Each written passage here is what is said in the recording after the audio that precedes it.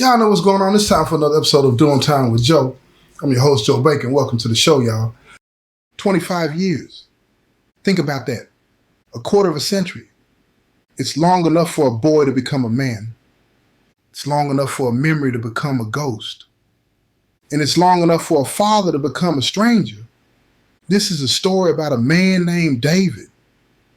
And when he walked out of the prison gates after 25 years, he was walking into a world that had forgotten him and a family that he no longer knew. His last day inside was the strangest day of his life. He had been in that cage since he was 30 years old, a young, reckless hustler who got caught up in a robbery that went bad. Now he was 55 with gray in his beard and the slow, careful movements of a man who had learned to make himself small to survive. He woke up that morning before the count bell the same way he had for over 9,000 mornings. But this one was different. The air tasted different. It was the taste of an ending. In the beginning, and he was terrified of both. He had spent decades dreaming of this day. In his mind, he had built a fantasy, a beautiful, perfect reunion. He imagined his kids, Jamal and Keisha, running to him and their arms open, tears of joy in their eyes. And he imagined walking back into his old life, picking up the pieces, being a father, a grandfather. He had held onto that fantasy like a life raft in a storm. It was the only thing that had kept him from drowning. But in the cold gray light of his last morning in the cell, the fantasy felt thin, fragile. He hadn't seen his kids in person in over a decade. The letters had slowed to a trickle, then stopped. He knew them only from the faded photographs his ex-wife had sent years ago.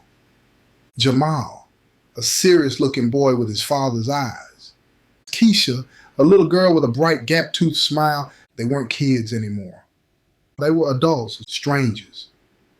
And he was a ghost walking back into their lives, a ghost they had maybe learned to live without. He went through the motions of his release, the final shakedown, the paperwork, the ill-fitting civilian clothes they gave him, a cheap suit that felt like a costume.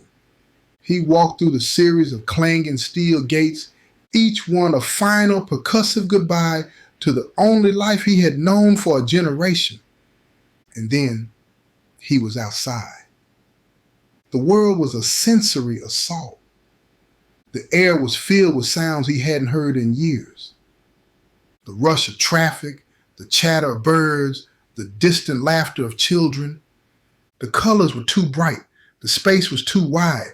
He felt a wave of dizziness, of vertigo.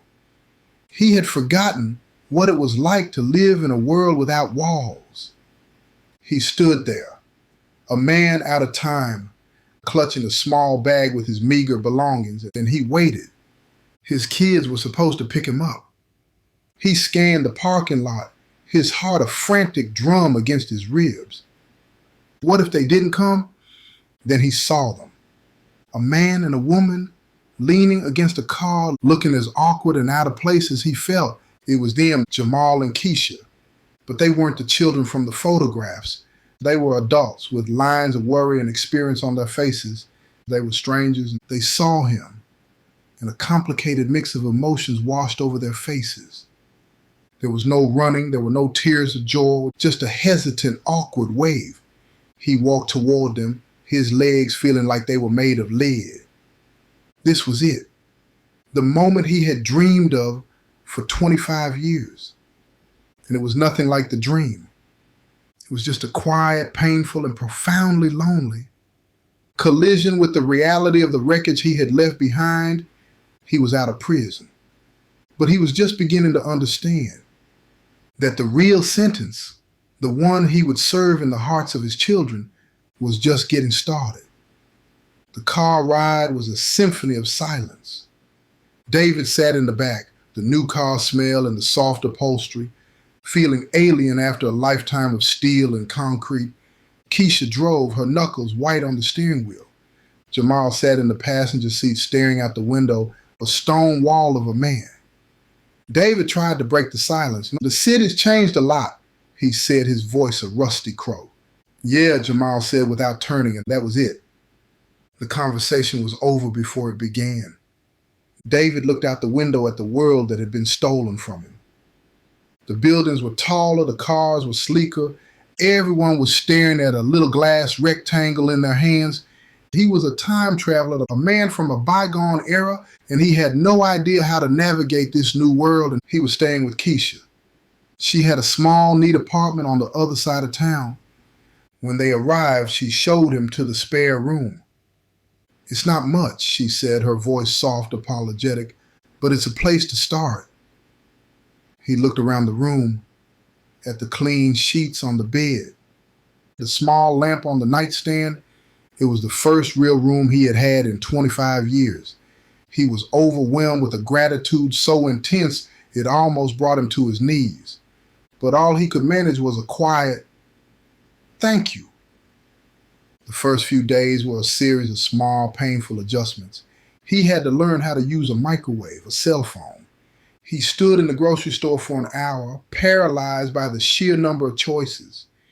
He had spent a lifetime in a world where every choice was made for him. Freedom, he was learning, was a terrifying thing. Keisha was kind, patient. She was the bridge. She tried to fill the vast, empty space between him and her brother.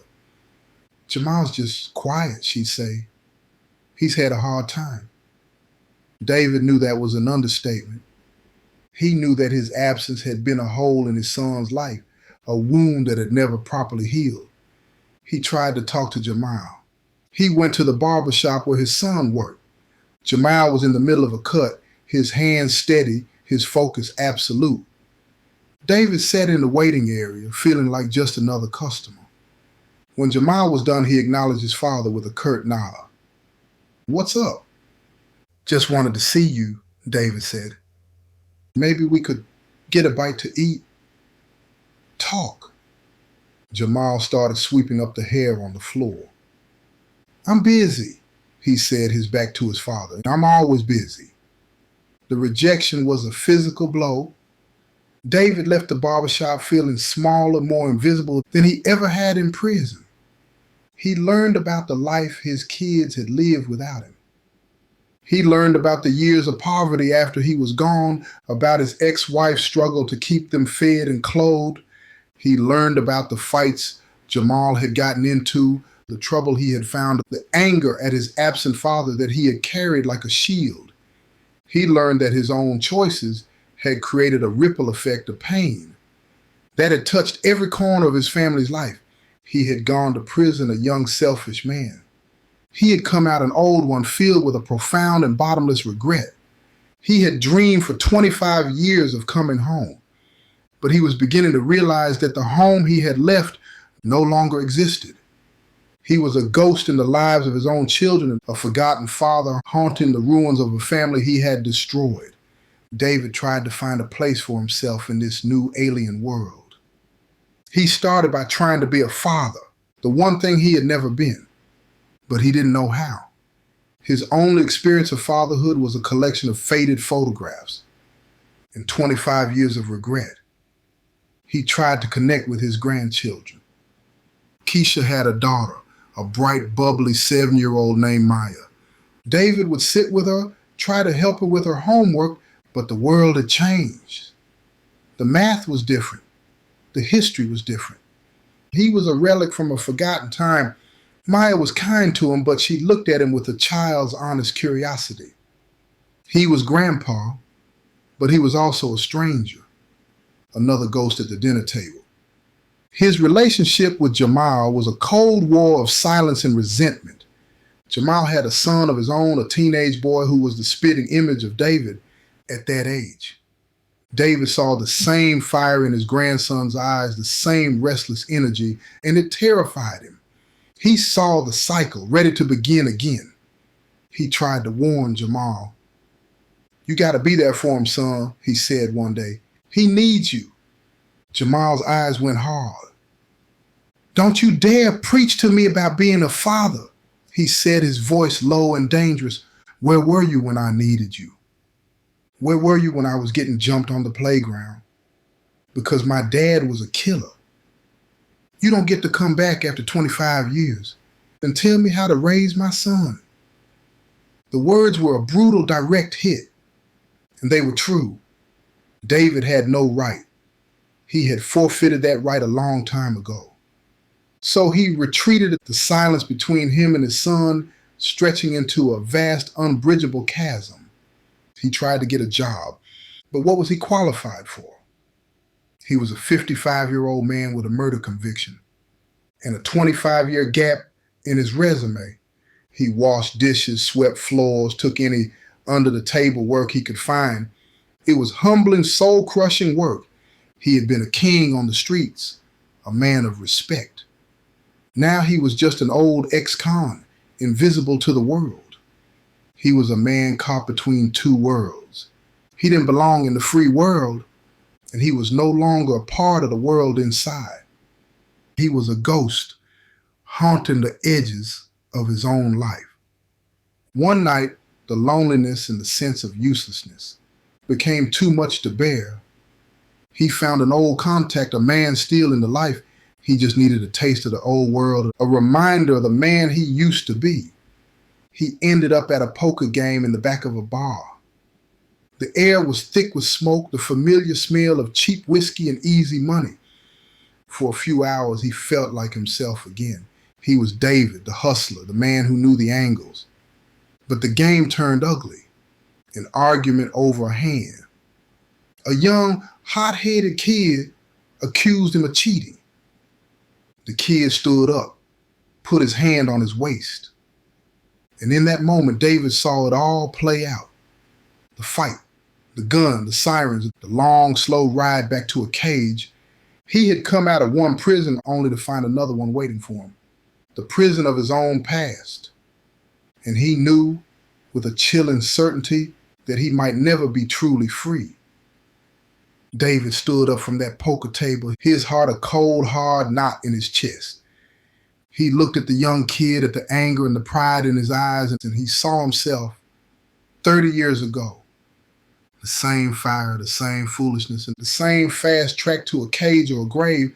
And in that moment, he made a choice. He wasn't that man anymore. He couldn't be. He just raised his hands, a gesture of surrender. "You're right, kid," he said, his voice quiet, calm. "The pot's yours. I'm out." He turned and walked out of that bar, leaving the money, the fight, the past behind him. It was the hardest and the bravest thing he had ever done. He went home to Keisha's apartment. She was waiting up for him, her face a mask of worry. He sat down at the kitchen table, and for the first time, he told her the whole ugly truth. Not just about his past, but about his present. About the loneliness, the fear, the feeling of being a ghost in his own life. He let the wall he had built around himself crumble, and he was just a man, a broken, scared old man. Keisha listened. She didn't judge. She didn't preach. She just listened. And in her quiet, unwavering presence, David felt a flicker of something he hadn't felt in a long, long time. Hope. The next day, Keisha did something she should have done a long time ago. She called her brother Jamal. "We need to talk," she said. "All of us. As a family." The meeting was at her apartment. It was tense, awkward. Jamal sat on one side of the room, his arms crossed, a wall of anger around him. David sat on the other, small and quiet. Keisha was the bridge. She spoke of the pain they had all carried, of the long shadow of their father's choices. She spoke of the need to find a way to move forward, not as a broken collection of individuals, but as a family. Then she turned to her father. "Dad," she said, her voice soft but firm, "you need to tell him. Tell him everything. Not the legend, not the excuses, the truth." David looked at his son, at the man he had never known, at the angry, wounded boy who was still trapped inside him. He took a deep breath and he began to talk. He told him about the life, the choices, the regrets. He told him about the long, empty years in a cell, dreaming of the son he had left behind. He didn't ask for forgiveness. He just confessed. It was the confession of a forgotten father, a man who had lost everything and who was now just trying in the twilight of his life to find his way home. The question was there still a home left to find? This has been another episode of Doing Time with Joe. I'm your host, Joe Baker, and I say peace, y'all.